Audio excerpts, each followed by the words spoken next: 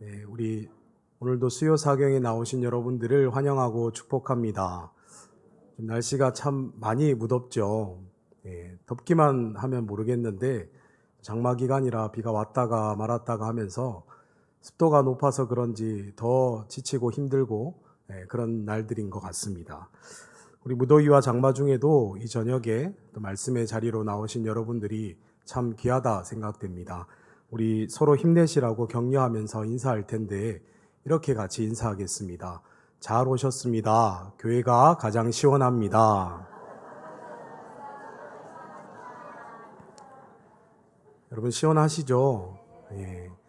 우리 예전에 제가 어렸을 때만 해도 에어컨이 집집마다 없던 그런 시절에는 이게 무더운 여름 되면 괜히 볼 일도 없으면서 은행에 들락날락 하기도 하고 잘 가보지도 못한 백화점에 한번 들러보기도 하고 그랬던 것 같습니다. 그런데 요즘은 교회가 가장 시원한 것 같습니다. 동의하십니까, 여러분? 예. 우리 이번 여름은 평년보다 날씨도 더 덥고 또 비도 더 많이 온다고 하는데요. 여러분 무더위 피하겠다고 어디 다른 데 가지 마시고 교회 나와서 함께 말씀 듣고 또 기도하고 찬양하면서 이 무더위를 또 말씀으로 또 우리 기도와 찬양으로 또 그렇게 넉넉히 이기며 감당하는 저와 여러분들 되면 좋겠습니다. 우리 그런 의미에서 한 번만 더 인사하겠습니다. 앞뒤 좌우분들과 이렇게 인사합시다. 말씀으로 더위를 이깁시다. 네, 감사합니다. 우리 룻기 에스더 강의가 끝나고 이제 7월, 8월 이제 부교역자들의 이제 수요 사경의 인도로 진행되고 있습니다. 저에게도 한 2차례 정도 기회가 왔는데요. 이 2번 동안 여러분들과 어떤 말씀을 나누면 좋을까 고민을 하다가 이스라엘 왕들의 이야기 중에서 우리가 본받을 만한 왕의 이야기를 2번 동안 같이 나눠보면 좋겠다 그런 생각을 했습니다. 여러분 이스라엘 왕들에 대해서 잘 알고 계십니까? 여러분들이 알만한 걸 제가 물어보겠습니다. 여러분 이스라엘의 첫 번째 왕이 누구입니까? 사울 맞습니다. 한 절반 정도 대답해 주셨습니다. 두 번째 왕은 누구일까요? 다윗. 세 번째 왕은 그럼 누구입니까? 역시 잘 알고 계십니다. 그 다음부터는 이제 묻는 저도 여러분들도 서로 어려울 것 같아서 이제 묻지 않겠습니다, 여러분. 솔로몬 이후에 이제 남과 북이 분단되지 않습니까? 북이스라엘은 이제 여로보암 왕을 포함해서 19명의 왕들이 나라를 쭉 이어가게 되고요. 남쪽은 르호보암 왕을 포함해서 20명의 왕들이 이제 남유다를 쭉 이어서 통치를 하게 됩니다. 불과 이제 1명 차이인데 북이스라엘과 남유다의 왕들의 숫자가 1명 차이인데 이 나라의 이 통치 기간은 존망은 남유다가 130년이나 훨씬 더 길었습니다. 분단되어 똑같이 시작한 남과 북의 존망이 이렇게 차이가 나는 것은 한 가지 이유만으로는 설명하기가 어렵겠지만 어쨌든 성경에서 얘기하고 있는 가장 근본적이고 큰 이유는 북이스라엘보다 남유다가 하나님을 더 잘 섬겼기 때문에 하나님께서 남유다를 더 지키고 보호하셨기 때문에 그렇다고 얘기하고 있습니다. 북이스라엘은 여로보암의 길을 따라서 왕들이 하나같이 다 우상 숭배하면서 하나님 보시기에 악한 왕들이 되었고 남유다는 그래도 다윗이 닦아놓은 그 믿음의 길을 따라서 이어지는 왕들이 하나님을 잘 섬기려고 많이 노력했습니다. 남유다의 대표적인 선한 왕들을 꼽으라고 한다면 3명을 얘기할 수 있을 텐데요. 첫 번째가 이제 여호사밧, 그리고 히스기야, 요시야. 이 3명이 남유다에서 꼽을 수 있는 선한 왕 3명입니다. 그런데 그 중에서도 조금 더 나은 2명의 왕을 더 꼽으라고 한다면 히스기야와 요시야 왕을 꼽을 수 있을 겁니다. 이 히스기야 왕과 요시야 왕이 하나님 보시기에 선하다 그렇게 인정받게 될 수 있었던 것은 우상 숭배를 하지 않고 하나님을 잘 섬겼기 때문입니다. 더 나아가 온 나라가 하나님만 바르게 잘 섬기도록 종교개혁까지 실천한 왕들이기 때문입니다. 우리가 이 수요 사경의 2번의 기간 동안 이 2명의 왕들 중에서 히스기야 왕에 관해서 함께 말씀을 살펴보며 또 은혜와 교훈을 나누는 시간을 가지려고 하는데요. 오늘은 그 첫 번째 시간으로 2가지를 같이 좀 살펴보려고 합니다. 첫 번째는 히스기야가 종교개혁을 하게 된 그 배경을 같이 한번 살펴보고요. 그리고 2번째는 히스기야가 실천한 그 종교개혁의 내용이 어떤 것들이었는가 같이 한번 살펴보려고 합니다. 그리고 다음번 수요 사경회 때는 히스기야가 어떻게 통치를 하였는지, 잘한 통치는 뭐고 실수한 것은 무엇이었는지 그렇게 살펴보는 시간들을 가지려고 합니다. 여러분, 교환 첫 번째 보시면 1번 히스기야 종교개혁의 배경입니다. 여러분, 히스기야가 북쪽에는 19명, 남쪽에는 20명의 그런 많은 왕들이 있는 가운데 그 안에서 두 손가락 안에 손꼽을 수 있을 정도로 신앙이 훌륭하고 종교개혁까지 할 수 있는 그런 왕이 된 데는 어떤 배경이 있었을까요? 부모는 자식의 거울이라고 하는데 히스기야가 그의 아버지로부터 믿음의 본을, 신앙의 영향을 잘 받아서 그래서 그도 힘을 내서 신앙을 잘 지키고 종교개혁까지 할 수 있었던 걸까요? 성경이 말하고 있는 히스기야의 아버지 아하스 왕은 어떤 사람이었는가? 우리 말씀을 같이 한번 보도록 하겠습니다. 열왕기하 16장 2절에서부터 4절까지 말씀 같이 보도록 하겠습니다. 아하스가 왕이 될 때에 나이가 20세라 예루살렘에서 16년간을 다스렸으나 그의 조상 다윗과 같지 아니하여 그의 하나님 여호와께서 보시기에 정직히 행하지 아니하고 이방 사람의 가증한 일을 따라 자기 아들을 불 가운데로 지나가게 하며 또 산당들과 작은 산 위와 모든 푸른 나무 아래에서 제사를 드리며 분향하였더라. 아멘. 여러분, 성경이 아하스 왕에 대해서 얘기하기를 어떻다고 얘기합니까? 하나님께서 보시기에 정직하지 않았다고 얘기하죠. 그리고 조상 다윗과 같지 않았다, 그렇게 얘기합니다. 성경에 보면 하나님께서 왕들을 평가하시는 기준이 두 가지입니다. 다윗 왕과 같았는지 아닌지, 하나님 보시기에 정직하였는지 아닌지. 대부분의 남유다 왕들은 둘 중에 하나는 지켰습니다. 조상 다윗의 길을 잘 따라왔는데 하나님 보시기에 정직하지 않았던지, 하나님 보기엔 정직하였는데 다윗을 따라 하나님 잘 섬기지 않았다든지, 이렇게 둘 중에 한 가지는 꼭 걸리게 되는데 이 아하스 왕은 둘 다 해당되지 않습니다. 그리고 4절 말씀 끝부분에 보면 우상 숭배를 아주 대놓고 했습니다. 산당들에서, 그리고 작은 산 위에서, 푸른 나무 아래에서 이 아하스가 계속 제사 드렸다, 그렇게 얘기합니다. 심지어는 자기 아들을 불 가운데로 지나가게 했다. 여러분, 이게 아들을 인신 제사로 드렸다는 겁니다. 자기 아들을 제물로 바쳐서 이방신에게 제사 드렸다는 얘기입니다.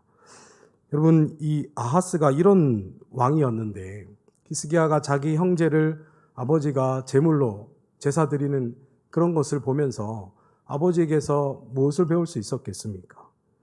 어떻게 이렇게 악하고 망나니 같은 그런 아버지에게서 히스기야 같이 훌륭한 그런 왕이 나왔을까 싶을 정도입니다. 아버지의 역량이 누가 봐도 분명히 아닌 것 같죠. 아버지에게서 배울 것은 없었고 오히려 아버지를 반면교사 삼아야 했을 겁니다. 그럼 아버지의 역량이 아니었다면 히스기야가 누구로부터 영향을 받았던 걸까요? 그의 어머니와 외할머니를 한번 살펴보면 좋겠는데요. 우리 열왕기하 18장 2절과 역대하 29장 1절 말씀 같이 한번 보시면요. 제가 한번 보겠습니다. 어머니의 이름은 우리 오늘 본문에서는 아비요, 또 할아버지, 외할아버지의 이름은 스가리아라고 나오는데 이건 성경에서 좀 축약해서 부르는 이름이고요. 역대하 본문에 보면 어머니의 이름이 아비야다, 그리고 외할아버지의 이름이 스가랴다, 이렇게 나오고 있습니다. 히스기야와의 관계를 설명하는 것 외에 이 아비야나 또 이 스가랴에 대해서 성경이 얘기하고 있는 것은 없습니다. 성경의 다른 부분에서는 누구라고 우리가 유추해 볼 수 있을 만한 그런 사람이 나오지 않는데요. 그런데 이 히스기야와 같은 시대에 있었다고 얘기할 수 있는 이사야 선지자가 그에게 이제 도움을 주었던 한 인물이 이제 스가랴였거든요. 이 이사야가 아수르에 의해서 북이스라엘이 멸망하게 될 거다라는 그런 예언을 하게 될 때 스가랴라고 하는 사람의 도움을 받은 이야기가 이사야서에 보면 나오고 있습니다. 우리 그 부분을 저희가 짐작해서 여기 히스기야의 외할아버지 스가랴가 그 스가랴가 아닐까, 그렇게 짐작은 하지만 성경이 그렇다고 얘기하고 있지 않고 그런지도 확실히 알 수 없습니다. 그러나 그 아버지 어머니의 이름과 또 외할아버지 이름을 보면 어머니는 나의 아버지는 여호와이다, 그렇게 얘기하는 이름이고요. 외할아버지는 여호와께서 기억하신다라는 아주 성경적인 이름, 또 하나님을 경외하는 그런 이름들을 갖고 있지 않습니까? 이런 이름들에서 저희가 그런 생각을 해보는 겁니다. 분명 한 사람이 올바른 믿음의 성인으로 자라기까지는 자기만의 노력으로는 거의 불가능하지 않습니까? 누군가가 옆에서 그를 위해서 끊임없이 말씀으로 또 신앙으로 교육하고 또 훈육해주고 기도해주며 그를 붙잡아주는 그런 노고가 있어서 한 사람의 훌륭한 믿음의 사람이 태어나기 마련인데, 히스기야도 분명 그 자신이 훌륭했다고 하지만 분명 자기만의 힘은 아니었을 겁니다. 그렇다면 그를 옆에서 신앙 안에서 교육시키고 가르치고 무엇이 옳고 그른지, 어떻게 하는 것이 하나님을 경외하는 삶을 사는 것인지 끊임없이 가르쳐 주었던 인물이 바로 그의 어머니와 외할아버지가 아니겠는가, 그런 생각을 해보게 되는 겁니다. 우리 신약 성경에 봐도 디모데가 외조모 로이스 그리고 어머니 유니게로부터 신앙교육을 잘 받아서 이 바울과 동역할 때에 조금도 부족함이 없는 훌륭한 바울의 이제 그 뒤를 이은 후계자로 세워질 만큼 아주 탄탄하게 신앙교육이 되어 있었던 것 보지 않습니까? 아마 히스기야도 이 어머니 아비야로부터 또 외할아버지 스가랴로부터 신앙교육을 잘 받아서, 그래서 어려서부터 하나님을 경외하는 것을, 또 스스로의 신앙을 하나님 보시기에 올바르게 지켜가는 것을 잘 해내지 않았을까. 물론 아버지는 늘 보면 이제 우상 숭배하고 있고 이방신을 쫓아가고 있고 잘못된 길을 따라 살아가고 있지만, 그럼에도 불구하고 자기 신앙을 지켜낼 수 있도록 어머니와 또 외할아버지가 곁에서 계속해서 기도하고 그를 또 끝까지 붙들어서 하나님의 사람으로 세울 수 있게 하지 않았을까 한번 생각해 보게 됩니다. 여러분, 우리 가정에서 자녀들, 또 우리 교회의 다음 세대들을 위해서 우리도 이런 수고와 또 인내와 그리고 끊임없이 기도하고 교육하는 일들을 해야 하지 않겠습니까? 누군가가 씨앗을 심어야, 그래야 하나님께서 그 씨앗이 뿌리를 내리고 또 움트고 자라나게 하실 수 있는데, 씨앗을 심는 일이 힘들어서 누군가 하다가 말아버리면 씨앗이 없는 데서 자랄 수는 없는 것 아니겠습니까? 우리 이 히스기야를 보면서 또 우리도 그런 한번 마음의 교훈을 가지면 좋겠습니다. 우리 집에 있는 아이들, 또 장성한 자녀들, 또 교회 다음 세대들 위해서 내가 이 히스기야의 어머니 또 외할아버지 같은 그런 역할을 기도하며 또 계속해서 신앙 안에서 훈육하고 가르치며 해내겠다, 그런 마음 가지면 하나님께서 또한 저희를 히스기야 같은 그런 다음 세대를 세울 수 있는 귀한 하나님의 통로로 사용해 주실 줄 믿습니다. 그러면 히스기야가 이런 과정으로 본인의 신앙을 잘 정립할 수 있는 신앙은 가졌어요. 그런데 히스기야가 나중에 종교개혁할 때 보면 엄청 과감하게 조금의 주저함도 없이 담대하게 하거든요. 근데 그런 아직 어떤 종교개혁의 개혁가의 기질들은 안 보인단 말이죠. 그가 자라는 환경 가운데서 그러면 어떤 부분에서 영향을 받았기에 그래서 그가 종교개혁을 그렇게 과감하게 할 수 있는 사람이 되었을까? 그것은 히스기야가 북이스라엘의 멸망을 목도했기 때문이 아닐까, 그런 생각을 해보게 됩니다. 우리 열왕기하 18장 9절과 10절 말씀 같이 한번 읽어보도록 하겠습니다. 히스기야 왕 제4년 곧 이스라엘의 왕 엘라의 아들 호세아 제7년에 아수르의 왕 살마네셀이 사마리아로 올라와서 에워쌌더라. 3년 후에 그 성읍이 함락되니 곧 히스기야 왕의 제6년이요 이스라엘 왕 호세아의 제9년에 사마리아가 함락되매. 아멘. 여기 말씀에 보면 히스기야 왕 6년에 이제 사마리아가 함락됐다, 북이스라엘이 멸망했다, 그렇게 얘기하고 있는데요. 근데 이렇게 보면 역대하에 있는 기록과는 조금 상충이 됩니다. 히스기야가 역대하 29장 3절 말씀에 보면 왕이 되자마자 곧바로 기다렸다는 듯이 종교개혁을 시작하거든요. 그러면 이제 종교개혁이 시작되고 난 다음에 북이스라엘의 멸망을 보게 된 것 같은데, 근데 이제 우리가 정확하게 보는 내용은 이제 역대하의 기록에 따르면 히스기야는 종교개혁을 하기 전에 이제 멸망을 본 겁니다. 멸망을 보고 종교개혁을 하게 된 건데, 열왕기의 표현으로 보면 히스기야 6년에 북이스라엘이 멸망한 것을 보았다라고 해서 이런 기억들이 좀 상충되는 것 같다는 느낌을 받는데요. 그러면 둘 중에 어느 하나가 틀린 것이냐? 그렇지 않습니다. 제가 표를 하나 만들어 봤는데요. 표를 한번 보시면 세로선 우측으로 한번 보면요. 성경에서 얘기하고 있는 이제 그런 내용들입니다. BC 715년에 히스기야가 25세의 왕이 되죠. 그리고 통치 기간이 29년입니다. 그리고 우리가 알고 있듯이 히스기야가 중간에 죽을 병에 걸리면서 하나님께 면벽 기도를 하지 않습니까? 그래서 하나님께서 그 생명을 15년 연장시켜 주십니다. 그럼 29년에서 15년을 빼면 죽을 병이 걸린 그때까지 히스기야가 14년을 통치했다고 저희가 알게 될 수 있죠. 그리고 히스기야가 죽을 병에 걸려서 나으려고 기도한 그 이후에 15년을 더 살게 된 이후에 아들 므낫세를 낳게 되거든요. 그때 나이가 이제 42세였습니다. 히스기야가. 근데 세로선 이제 왼쪽을 한번 보시면요.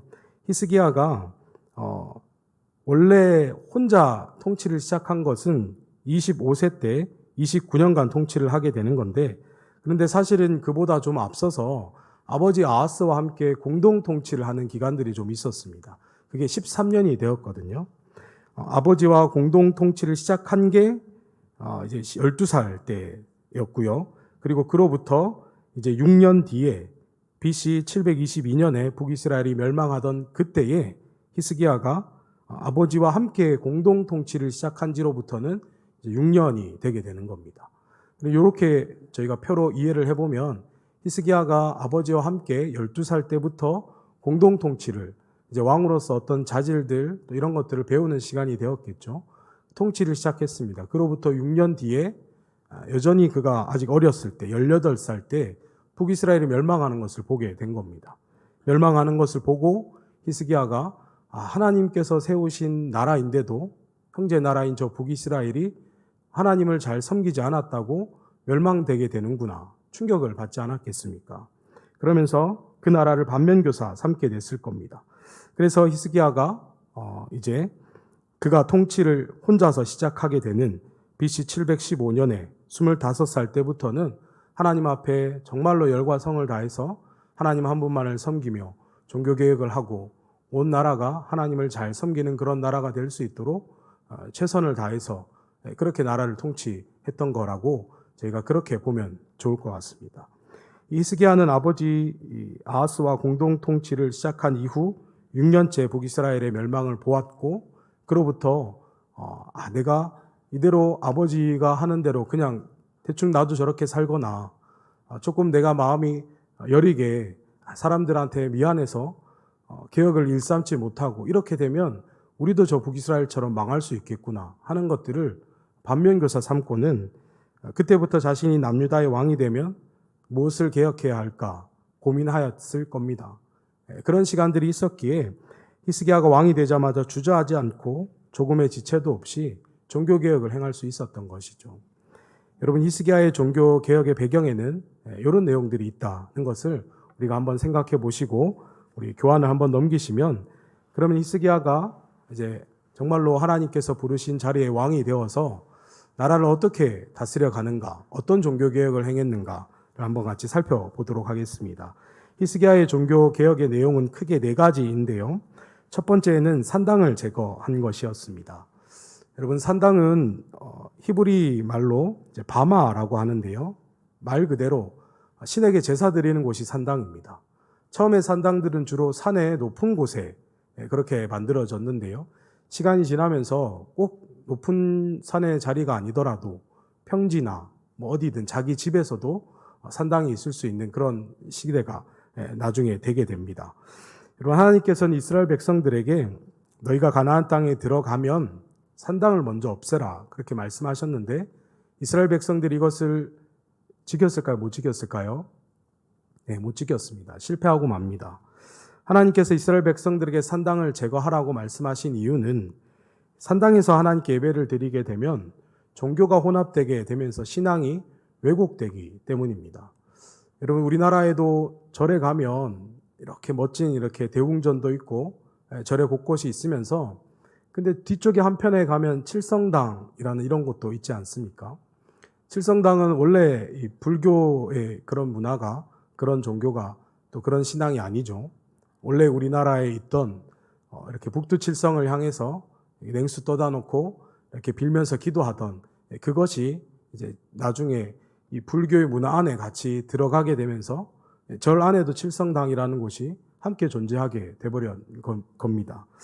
마찬가지입니다. 이스라엘 백성들이 산당을 그대로 둔 채 거기서 하나님을 예배하게 된다면 거기에 성전이 있을 수 있고 성막이 있을 수 있지만, 그러나 다른 한편에는 또 다른 이방의 신들이, 이방 숭배하는 그런 문화들이 함께 존재하게 되고, 그러면서 이스라엘의 이 유일신 사상과 또 이상하게 섞여버려서 전혀 다른 하나님을 섬기게 되는 그런 문제들이 있을 수 있기 때문에 하나님께서는 산당을 제거하라 그렇게 얘기하셨습니다.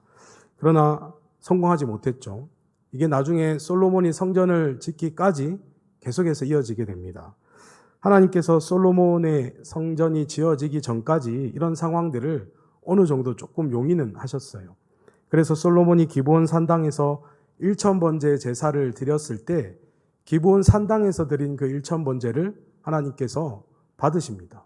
그리고 솔로몬이 하나님께 듣는 마음을 구하니 하나님께서 축복해 주시고 복 주시지 않습니까? 그때 거기 제사 드린 곳이 바로 기브온 산당이었습니다. 우리 열왕기상 3장 2절 말씀 같이 한번 읽어보도록 하겠습니다. 그때까지 여호와의 이름을 위하여 성전을 아직 건축하지 아니하였으므로 백성들이 산당에서 제사하며. 아멘. 성전이 지어지기 전까지는 그래도 하나님께서 조금 용인해 주셨다면 이제 성전이 지어졌잖아요. 확실한 성전이 하나님께 제사 드려야 하는 곳이 있습니다. 여기 와서 하나님께 제사를 드려야 합니다. 그런데 이스라엘 백성들이 성전 건축한 이후에도 산당을 없애지 않습니다. 크게 세 가지 이유 때문입니다. 첫 번째는 관성적인 습관 때문입니다. 늘 가까운 곳에서 집 근처에 있는 산당에서 편하게 하나님 찾고 예배드리고 했는데 저 멀리 예루살렘 성전까지 가려고 하니까 이 시간도 많이 걸리고 에너지도 많이 쓰이고 힘든 겁니다. 그래서 그냥 자기 편한 대로 편의주의를 쫓아서 그렇게 습관을 따라 관성적으로 산당에서 계속 제사를 드리게 됐던 겁니다. 또 다른 이유는 같은 맥락인데요. 하나님께서 하신 말씀을 가볍게 여겼기 때문입니다. 하나님을 경외하지 않았기 때문입니다. 하나님이 분명히 산당을 없애라고 말씀하셨는데, 산당에서 예배 드리지 말라고 말씀하셨는데, 그런데 이스라엘 백성들은 하나님이 그래도 이렇게 예배 드리면 받아주시겠지, 이제까지 해오던 건데, 이런 가벼운 마음으로, 안일한 마음으로 하나님의 명령을 대수롭지 않게 생각했던 겁니다. 그리고 마지막 세 번째 이유는 백성들의 눈치를 본 겁니다. 여러분, 왕들이 산당을 없애려고 한번 움직임을 했다고 한번 생각해 보십시오. 그럼 백성들이 가만히 있겠습니까? 여러분, 어느 마을에 가면 이 수호나무 아래에 미신을 사람들이 막 섬깁니다. 무슨 절기가 있을 때마다, 마을에 큰일이 있을 때마다 그 나무 아래 다 모여서 마을 사람들끼리 이런저런 얘기 나누는 사랑방 같은 그런 역할을 하고 있습니다. 여러분, 그런데 그 마을에 가서 그 나무를 잘라내 버린다. 그럼 마을 사람들이 가만히 있겠습니까? 백성들이 막 들고 일어날 것 같으니까 왕들이 백성들 눈치 보느라 바른 길로 백성들을 인도하지 못한 겁니다. 이런 이유들로 산당을 제거하지 못했는데, 근데 그 산당을 제거한 사람이 누구냐? 히스기야가 그 일을 해냅니다. 우리 열왕기하 18장 4절 상반절 말씀 같이 한번 읽어보겠습니다. 그가 여러 산당들을 제거하며 주상을 깨트리며 아세라 목상을 찍으며. 아멘. 여러분, 아무도 하지 못했던 그 산당을 없애는 그 일을 히스기야가 과감하게 담대하게 해냈을 때 하나님의 마음이 얼마나 시원하셨겠습니까? 히스기야가 그렇게 종교개혁을 시작했습니다. 두 번째 히스기야가 했던 일은 어떤 일이냐면 모세의 놋뱀을 제거하는 일이었습니다. 여러분, 모세의 놋뱀이 어디서부터 비롯된 건지 아시죠? 우리 민수기 21장 8절과 9절 말씀 같이 한번 읽어보겠습니다. 여호와께서 모세에게 이르시되 불뱀을 만들어 장대 위에 매달아라. 물린 자마다 그것을 보면 살리라. 모세가 놋뱀을 만들어 장대 위에 다니 뱀에게 물린 자가 놋뱀을 쳐다본즉 모두 살더라. 아멘. 이스라엘 백성들이 출애굽 과정 가운데 가나안을 향해 가는데요. 에돔 땅을 지나게 됐습니다. 근데 에돔에서 길을 안 내줍니다. 너희 우리 이 땅을 밟지 마라. 그래서 하는 수 없이 에돔을 삥 둘러서 더 먼 거리를 걸어서 가나안 땅으로 가야 했습니다. 가는 길에 이스라엘 백성들이 길이 더 멀어졌으니까 짜증을 내는 겁니다. 물도 없고 맨날 만나 똑같은 것만 주고 더 멀리 가야 되고 뭐냐 원망을 합니다. 그래서 하나님께서 이스라엘 백성들을 심판하셨는데 불뱀을 내려서 심판하십니다. 불뱀이 사람들을 막 물고 사람들이 하나둘 쓰러지고 하니까 이스라엘 백성들이 그제서야 잘못했다고 회개합니다. 모세가 백성들을 대신해 하나님께 기도하고 하나님께서는 그들의 기도를 듣고 그들이 살아날 수 있는 구제책을 구원의 방법을 알려주셨는데 그게 뭐냐면 바로 모세에게 큰 놋뱀을 만들어서 세워라. 장대에 높이 들어라. 그리고 백성들이 그걸 바라보면 살게 될 거다라고 얘기했습니다. 여러분 그때의 그 장대에 달렸던 놋뱀이 여러분 지금 히스기야 시대면 얼마나 세월이 흐른 겁니까? 근데 이때도 아직까지 사람들이 그걸 섬기고 있었다는 겁니다. 그냥 그걸 그때의 하나님께서 우리를 구원해 주셨던 방법으로 생각하고 감사하는 정도가 아니라 그것 앞에서 분향하고 제사를 드리고 있었다는 겁니다. 하나님께서 주셨던 하나님의 이 선물이 오히려 하나님을 우상 숭배하게 되는 것이 되어버렸습니다. 그래서 히스기야가 그걸 보고는 그걸 부셔버립니다.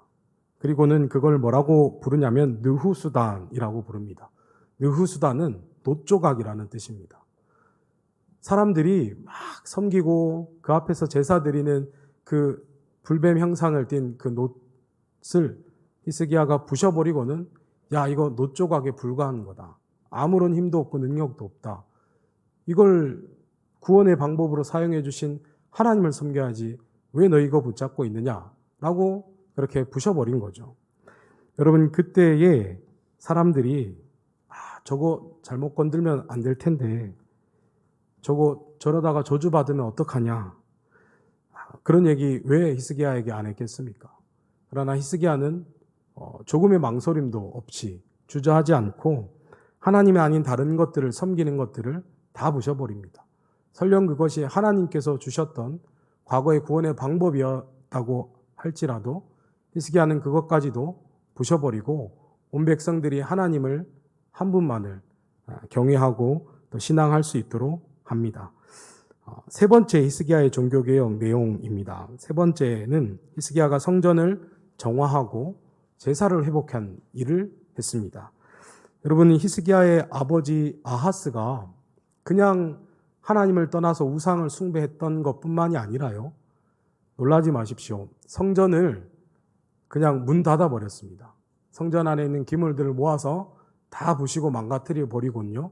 하나님께 제사 드리지 말라고 아예 성문을 닫아 버렸습니다. 제사 드리지 못하게. 그리고 예루살렘 성안 곳곳에 구석구석마다 이 이방신 섬기는 제단들을 만들어서 그곳에서 하나님을 예배하게 했습니다. 역대하 28장 24절 말씀입니다. 우리 같이 읽어보겠습니다.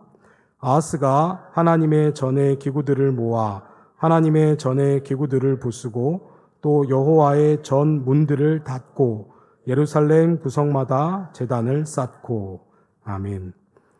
이 아하스 때 이렇게 벌어진 일들을 이제 히스기야가 왕이 되어서 수습합니다.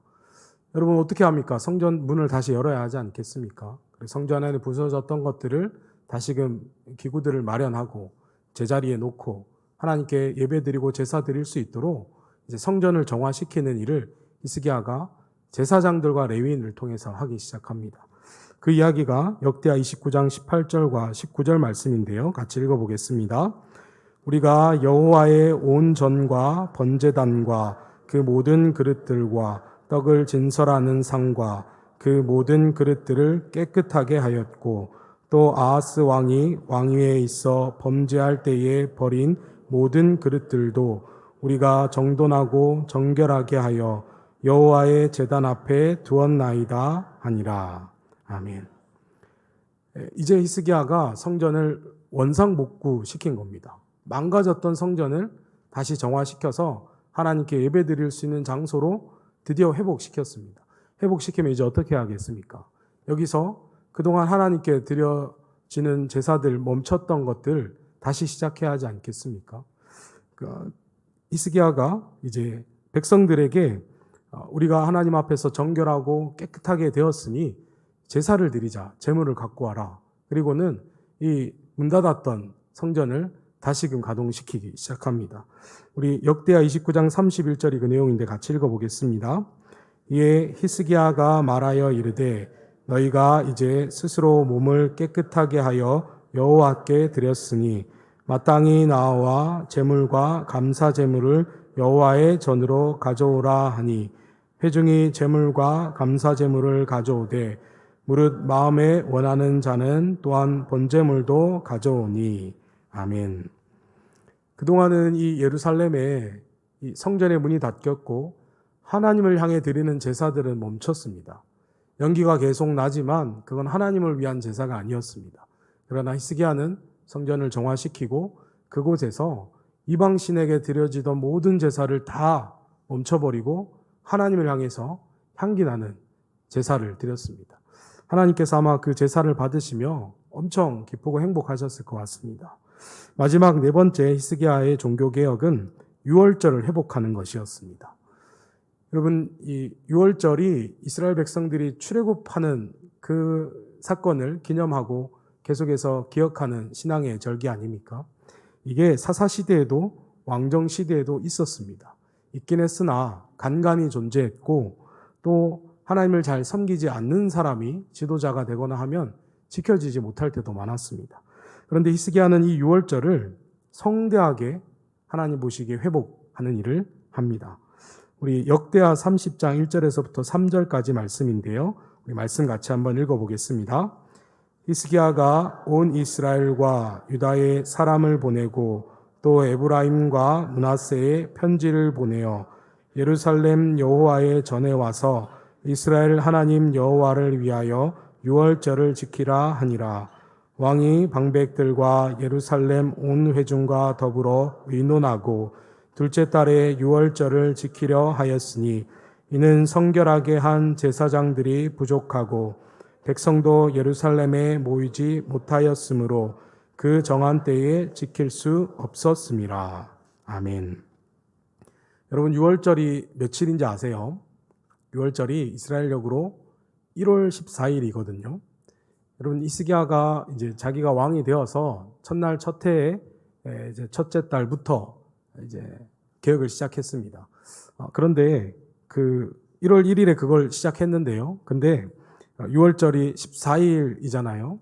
그 되게 짧은 시간 안에 이것저것 다 개혁을 하면서 6월절까지 지키려고 하니까 시간이 너무 촉박합니다. 6월절을 지키려면 먼저 제사장들도 거룩하게 정결하게 준비되어 있어야 하고 여러 가지 6월절을 지키기 위한 상황들이 환경들이 준비가 되어야 하는데 지금 그럴 만한 상황이 안 되었습니다. 그래서 어떤 방법을 쓰냐면 민수기 9장에 보면 원래 6월절을 지킬 때 6월절이 1월 14일이긴 하나 그때 뭔가 시체를 만지거나 부정하게 되어서 이 6월절에 참여할 수 없는 사람들, 여행 가 있는 사람들, 이런 사람들을 위해서 다음 달 2월 14일에 6월절을 지킬 수 있도록 하는 그런 율법이 있었습니다. 그걸 응용을 해서 그럼 우리가 1월 14일 지금은 율법을 지키기가 너무 촉박하니까 2월절 지키기가 촉박하니까 우리 2월 14일에 율법을 지키도록 하자. 그렇게 날짜를 정한 겁니다. 여러분, 히스기야가 이때 참 훌륭한 게요. 북이스라엘은 지금 멸망해서 없는 상태거든요. 북이스라엘은 지금 없습니다. 나라가 없고 북이스라엘이 있던 땅 그 자리에는 이제 아수르가 그 땅을 차지해 있습니다. 근데 그 땅에 형제들은 살고 있을 거 아닙니까? 그 형제들을 향해서 사람을 보내고 편지를 보낸 겁니다. 야, 너희가 비록 나라는 잃었지만 멸망했지만 그러나 하나님을 향해 유월절 지키는 이 절기에 너희도 좀 참여하면 좋겠다. 그러면 하나님께서 또 너희를 긍휼히 여겨서 너희에게 또 은혜의 역사를 베푸실 줄 누가 아느냐.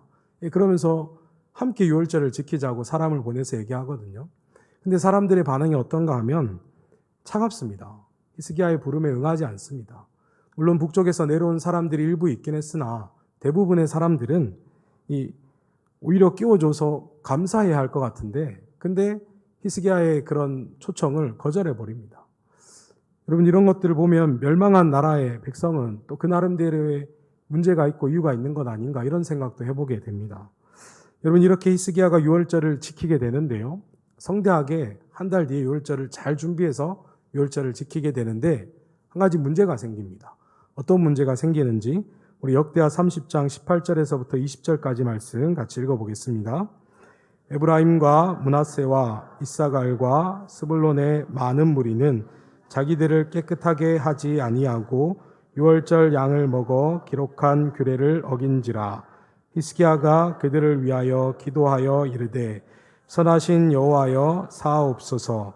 결심하고 하나님 곧 그의 조상들의 하나님 여호와를 구하는 사람은 누구든지 비록 성소의 결례대로 스스로 깨끗하게 못하였을지라도 사하옵소서 하였더니 여호와께서 히스기야의 기도를 들으시고 백성을 고치셨더라. 아멘. 유월절을 한 달 뒤에 2월 14일에 지키는데 어떤 문제가 생기냐면, 이 북쪽에서 초대받아서 온 이들 중에 이 정결하지 않은 상태로, 거룩하지 않은 상태로 유월절에 참여하는 사람들이 생긴 겁니다.